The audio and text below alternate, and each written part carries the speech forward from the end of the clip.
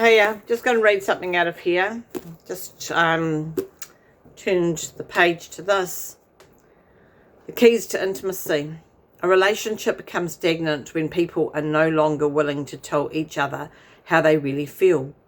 When people first fall in love, they are eager to communicate their feelings because they are still getting to know each other, and dependency has not yet set in. As soon as it does, people often stop sharing their true feelings, or they begin to manipulate, fearing they might lose the relationship.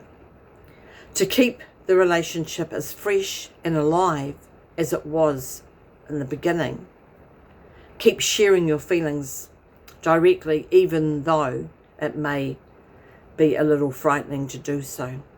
Vulnerability and honesty are the keys to intimacy. I share my feelings honestly with those I love. That's really quite deep and interesting, because how many times have you shared something with somebody, how you feel about something, and they know better. They know exactly how you feel, and they tell you, no, that's not what you're feeling, not at all. You know, this is what you're thinking and this is what you're feeling. They don't listen. Well, then stop sharing with that person. It's like, why aren't they listening?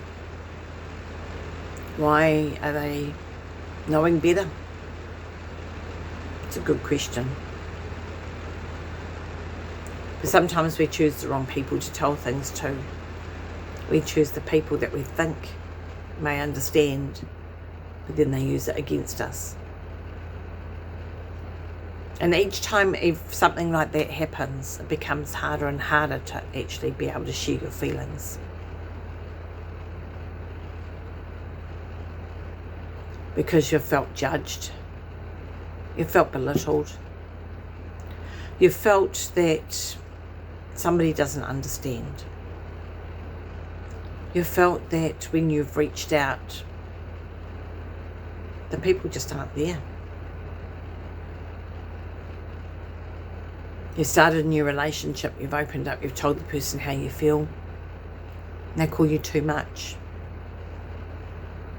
or clingy.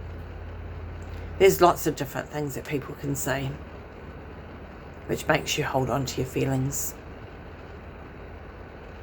Each of those things is just something that triggers something inside you. Triggers that little hurt. And that's why when we go into a relationship and we start talking about things, and then all of a sudden we shut down and we don't share how we feel anymore. And then the relationship goes sour. But how do you keep a relationship going when you're not actually communicating? When the other person has to guess how you feel.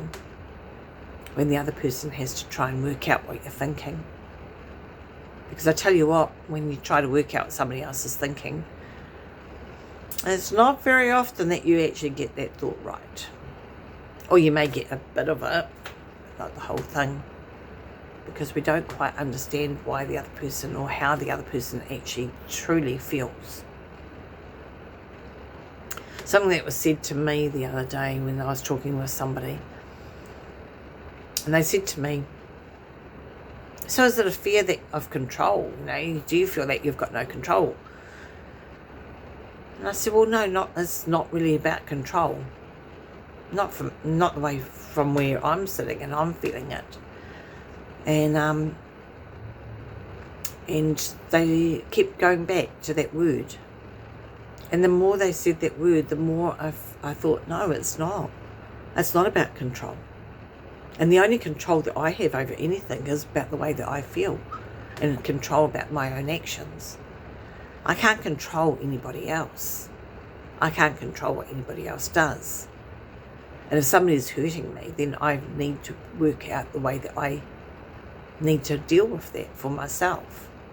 Whether it be walk away because that person's not listening, or be able to try and express what I'm saying to know what I'm feeling to that other person. And if they're not interested, they're not interested. There's no point in trying to keep telling them how you're feeling if they're not interested,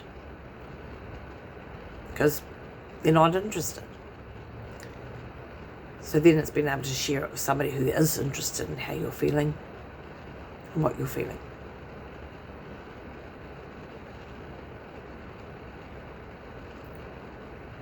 That to me made perfect sense. But it doesn't make perfect sense at all. If that makes sense. Because it makes sense the way that we get treated from others. That we hold back and start to shut down, that we've been hurt again and again. And some people again and again and again and again and again. But what are we learning from that? What is all that teaching us? And are we picking the right people to talk to? Or do we need to look at who we trust? That's me for now.